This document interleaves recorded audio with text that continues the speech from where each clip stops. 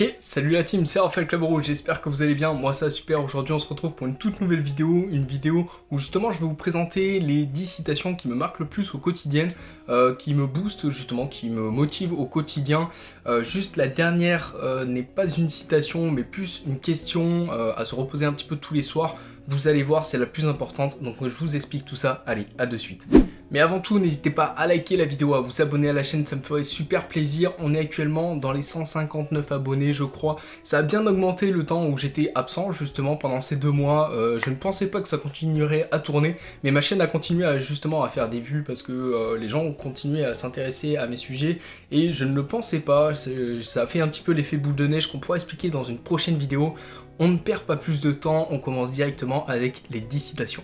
Alors la toute première citation a été dite justement par l'amiral William McRaven, je vais y arriver, qui était un amiral américain justement qui a supervisé des opérations spéciales, qui justement a dit cette citation qui est « Si vous voulez changer le monde, commencez par faire votre lit ». Alors c'est une citation assez simple, assez explicite, on va dire ça comme ça, mais c'est vrai que ça paraît tout bête, mais si on commence tous les matins par faire son lit, justement ça donne un objectif concret tous les matins.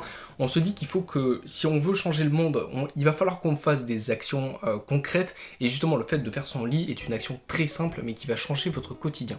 Depuis que j'ai écouté justement cette citation, et depuis que je l'ai entrepris au quotidien, c'est vrai que je me suis mis à faire mon lit tous les matins. Je sais que je vais pas changer le monde, mais ça m'a permis justement d'avoir une nouvelle vision par rapport à tout ça. Et c'est vrai que juste le fait de faire son lit n'est pas une grande action qui va nous prendre énormément de temps et qui est pénible à faire. Donc c'est vrai que c'est une petite action qui nous repose déjà mentalement, parce que quand on arrive dans sa chambre et qu'on voit que le lit est fait, c'est un bonheur. Non mais là, on va rejoindre aussi le principe du minimalisme, où justement dans sa chambre, si... alors moi je parle de ma chambre, mais on peut parler tout de même de sa maison par exemple, ou de son appartement, ça dépend où on vit. Mais c'est vrai que si son environnement est rangé, si son environnement est assez carré et droit, ça nous libère l'esprit, on sait que c'est pas en bordel et que ça va pas nous entasser justement l'esprit de voir un petit peu toutes les conneries qu'il y a un peu partout dans notre environnement, et ça nous pollue notre champ de vision. Donc c'est vrai que le fait de tout ranger, que ce soit propre, nous allège énormément. Donc ça rejoint le principe du minimalisme, et cette citation le rejoint, je trouve, particulièrement, et qui est quand même assez intéressante pour commencer ce début de vidéo. Alors, la deuxième citation est une citation de Farah Gray, justement, qui explique, alors j'espère que je prononce bien le nom, mais qui explique que justement, construisez vos rêves ou quelqu'un d'autre vous embauchera pour construire les siens. Alors, c'est une vision que j'ai appliquée à partir du moment où j'ai lu tous les livres de Robert Kiyosaki, justement, qui nous explique précisément que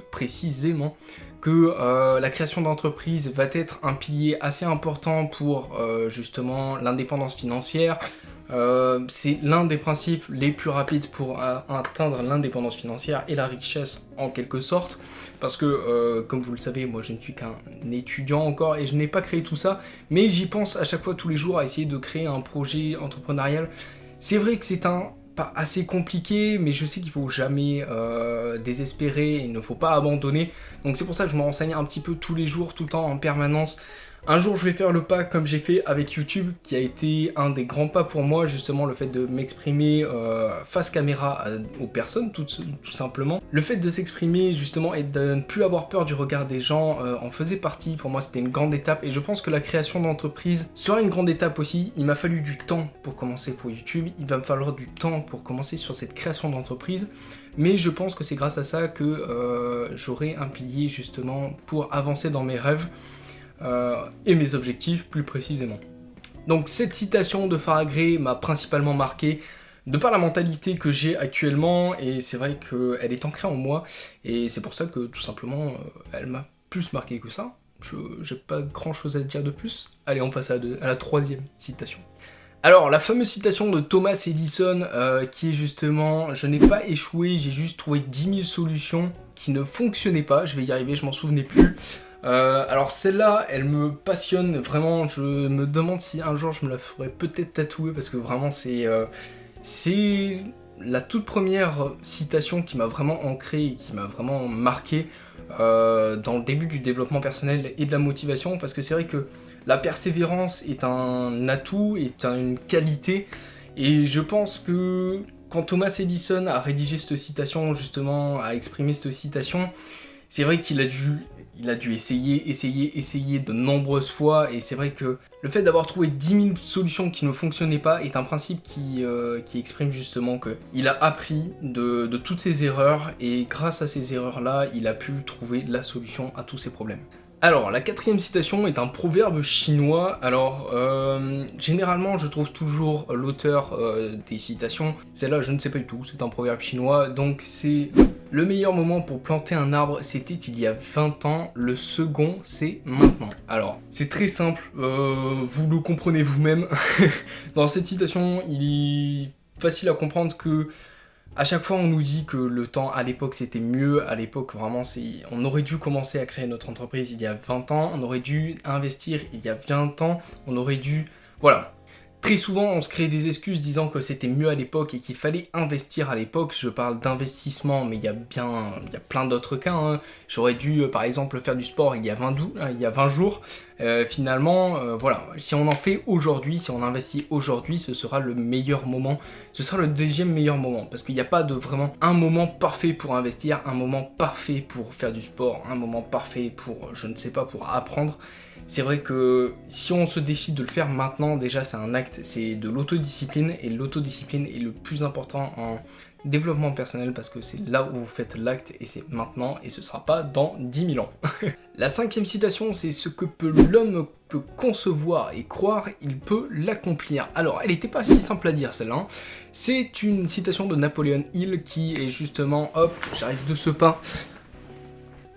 Si je prends dans mes livres, voilà, juste là, c'est l'auteur qui a fait Réfléchissez et devenir riche, vraiment un auteur de fou.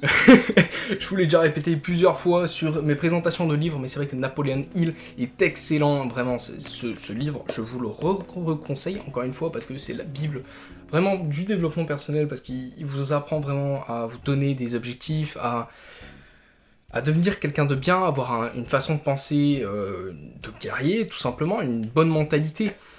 Mais je ne le répéterai jamais assez, mais réfléchissez et devenez riche, c'est pas facile à dire, hein. De Napoléon Hill, c'est excellent, et c'est vrai que toute sa façon de penser, je trouve qu'elle est excellente. La sixième citation, c'est la citation de Henry Ford qui dit que si vous pensez être capable ou non, vous aurez dans les deux cas raison. Alors, cette citation me marque particulièrement, comme toutes les autres que je vous dis depuis à peu près 15 minutes. Non, mais c'est vrai que on se force à croire qu'on va pouvoir être capable de faire quelque chose ou qu'on ne l'est pas capable de faire quelque chose. Dans les deux cas, vous aurez raison. Par exemple, si vous souhaitez vous lever le matin, si vous dites que je vais me lever à 6h, vous vous réveillez à 6h, vous dites finalement je suis pas capable, vous aurez complètement raison, mais c'est juste votre état d'esprit et votre mentalité qui est à rechanger et à reprogrammer, parce que dans tous les cas vous pourrez vous lever, mais vous pourrez ne pas vous lever non plus, parce que si vous avez envie de rester dormir, vous pouvez rester dormir, vous êtes vraiment vos propres choix, vous dictez vos propres choix. Et c'est vrai que cette citation vous remélange un peu le cerveau parce que elle vous fait bien comprendre que vous avez dans tous les cas deux choix. Alors pour être poétique, on va dire le choix de la raison et le choix de la flemmardise en quelque sorte. Bon, en soi, elle explique très clairement que vous avez des choix dans la vie et que vous dictez vos propres choix. Donc si vous dites que vous êtes capable de le faire, vous le serez. Si vous dites que vous n'êtes pas capable de le faire, vous le serez dans tous les cas. Voilà, c'est assez basique, un peu farfelu, mais vous m'avez compris. La septième citation est une citation de Steve Jobs, notre fameux Steve Jobs qui a créé justement toute la marque de chez Apple, qui nous explique justement ne gaspillez pas votre temps à vivre la vie de quelqu'un d'autre. Alors très souvent, par choix de personnalité, on va essayer de se comparer à d'autres personnes. Je suis à la fois d'accord avec cette citation et à la fois pas trop d'accord non plus, parce que c'est vrai qu'il faut vivre sa propre vie, et ça je suis complètement d'accord sur ce sujet-là. Il faut vivre ses propres personnalités, mais il faut s'inspirer des plus grands en quelque sorte, comme Steve Jobs qui a été assez remarquable. J'ai lu son livre d'ailleurs, que je vous apporte de suite.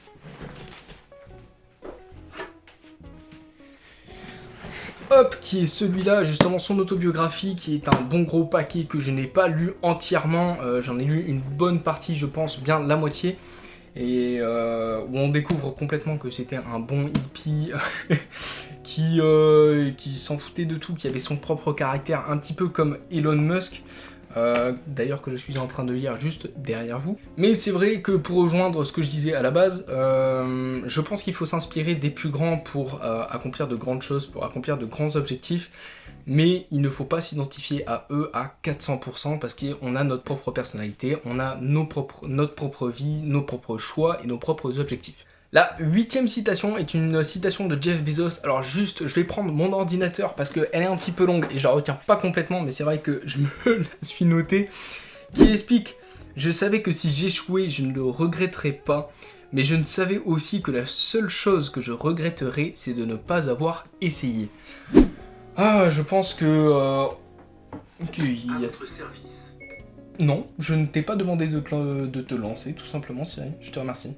Voilà, c'était assez compliqué à lire, mais c'est vrai que on va rejoindre, vous savez, la musique de Big Flo et Oli qui est il vaut mieux avoir des remords qu'avoir des regrets. Alors tout simple, c'est très simple, mais c'est vrai que cette parole nous exprime qu'il faut nous lancer. Non, peu importe, si on a envie de faire des choses, il faut se lancer, même si on va échouer, même si ça va nous porter tort.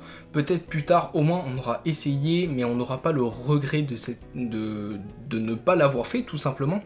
YouTube en est pour moi le plus grand exemple, mais alors très souvent je rejoins l'exemple de YouTube parce que ça a été vraiment un grand cap dans ma vie. Ça m'a permis de battre une certaine peur, et c'est vrai, et de faire gagner vraiment une grande confiance en moi. Donc très souvent je rejoins cette idée-là que si je ne m'étais pas lancé, qu'est-ce qui serait passé aujourd'hui honnêtement? Je serais peut-être sur TikTok en train de regarder des TikTok ou en train de perdre du temps à regarder des vidéos. Donc c'est vrai, je me suis lancé et je suis très content d'avoir pu faire ça et je ne le regrette pas justement. Ce n'est pas un remords non plus, mais je suis très content pour ce cadre-là. Alors, la 9e citation, l'avant-dernière citation, est une citation de Bill Gates qui nous dit: vos clients les plus mécontents seront votre plus grande source d'apprentissage. Alors, la petite anecdote, c'est que cette citation, j'ai découvert il n'y a pas très longtemps, et c'est vrai que au point où moi je travaille actuellement dans la location saisonnière, et c'est vrai qu'il y a beaucoup de locataires qui étaient très mécontents pendant un certain temps parce qu'ils ont eu énormément de problématiques. Je vais pas vous en expliquer les détails, mais par exemple il y avait eu des problèmes électriques, il y avait eu des problèmes par exemple au niveau des toilettes. Enfin voilà, et c'est vrai que ces personnes-là, il y avait un problème aussi avec des serrures. Enfin voilà, tous ces problèmes-là m'ont permis justement, m'ont accumulé un certain stress, parce que nous, ce qu'on veut, c'est juste que les locataires soient contents et qu'ils vivent leurs vacances, et que nous, on vive notre vie, et enfin moi particulièrement, que je puisse surfer tout l'été. Honnêtement, c'est ce que je voulais, mais c'est vrai que grâce à eux, ça m'a permis d'apprendre en quelque sorte, et grâce à ma responsable aussi, qui m'a appris énormément de choses, et je la remercie. Où justement il faut essayer d'être assez réactif, il faut essayer de trouver une solution à chaque problème, et c'est vrai que c'est grâce à ça que ça m'a permis d'être un peu plus réactif, ça m'a permis de réorganiser les choses aussi, parce que sur l'organisation des sorties de locataires, chaque semaine je me faisais vraiment une erreur parce qu'à chaque fois je perdais du temps, il y avait des locataires qui étaient absents ou autres, enfin non, il n'y en avait pas absents, mais qui étaient en retard, et voilà, à chaque fois, chaque semaine je corrigeais mes erreurs, et c'est vrai qu'à la fin de la toute première saison en location saisonnière, ça commençait à être de plus en plus carré, la gestion des problèmes commençait à se faire de plus en plus simple parce que les actes que j'avais commis justement m'ont permis d'alléger justement toutes les sources de problèmes, et c'est grâce à ces clients-là aussi que j'en ai appris énormément. Donc je les remercie. Sur le coup, je les remercie pas du tout parce que sur le moment c'était un gros coup de stress, mais c'est vrai que juste après ça m'a permis justement d'en apprendre énormément sur mon apprentissage et mon cursus professionnel. La dernière citation, qui n'est pas une citation mais qui est plus une question, et je pense que c'est la plus importante de toutes, qui est justement comment serait votre vie si vous reproduisez la même journée qu'aujourd'hui? C'est une question, il me semble, qui provient de Olivier Roland, vous savez, qui est un écrivain qui a justement écrit Tout le monde n'a pas eu la chance de rater ses études, et c'est vrai que cette phrase est assez marquante parce que si vous la posez tous les soirs, vous dites que je vais avoir une vision dans le long terme. C'est vrai qu'aujourd'hui j'ai fait quoi? Aujourd'hui j'ai fait peut-être une séance de sport, c'est pas mal. J'ai fait une heure, allez, on va prendre une journée vraiment où on est productif. Je me suis produit une vidéo, d'accord, c'est pas mal. J'ai fait du montage vidéo pendant 3 heures. Donc là on a quand même une journée bien chargée. J'ai eu ma journée, on va expliquer avec une journée de travail. Donc comme ça, sur le divertissement, on n'aura plus beaucoup de temps. Donc on se dit qu'on a fait une session de 1 heure de sport, une session de renforcement. On a eu notre journée de 8 heures, une journée globale. On va se dire, allez, 2 heures à faire une vidéo et à essayer de la produire, mais c'est vrai que la vidéo, on va la produire sur toute la journée, sur toute une semaine, donc là, ce sera un peu plus allégeant. Et en dernier, on va se procurer du divertissement, donc ce qui va être jeux vidéo, par exemple, télé ou autre. Si on reproduit ça pendant 10 ans, où seront nos résultats ? On sera un peu plus développé musculairement, on aura peut-être beaucoup plus de vidéos, peut-être on aura augmenté notre communauté, on peut penser à ça.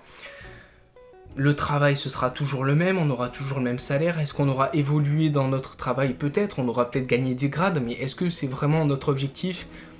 Je ne sais pas. Donc voilà, ça permet de se projeter dans le long terme et vraiment se reposer les bonnes questions. Est-ce que ma journée a été vraiment productive ? Est-ce que si je continue à faire ça, je vais vraiment me développer personnellement ? Si on reprend une journée par exemple Netflix and chill, vraiment très basique, où on passe toute sa journée à regarder du Netflix et du YouTube, là on s'aperçoit que ça nous met un gros coup au moral, on s'aperçoit que quand même j'ai fait une journée de merde, hein. Sur le développement, c'est une journée de merde parce que vous aurez juste peut-être appris quelques paramètres avec YouTube, avec quelques vidéos, mais c'est vrai que si on parle du Netflix, oui, ça va développer notre culture cinématographique, mais bon, c'est tout, quoi. Donc voilà, cette question est vraiment à garder à côté de vous dans un bloc-notes ou enfin dans vos notes de votre portable, ça vous remet les idées en place, on va dire ça comme ça. Donc voilà, j'espère que la vidéo vous aura plu, elle a été un petit peu plus longue, mais ça fait plaisir de faire des vidéos un peu plus longues, un peu plus travaillées. Donc je vous en remercie d'être resté jusqu'au bout, donc n'hésitez pas à liker la vidéo, à vous abonner à la chaîne, et on se retrouve pour la toute prochaine vidéo dimanche à 18 h. Allez, à plus tard.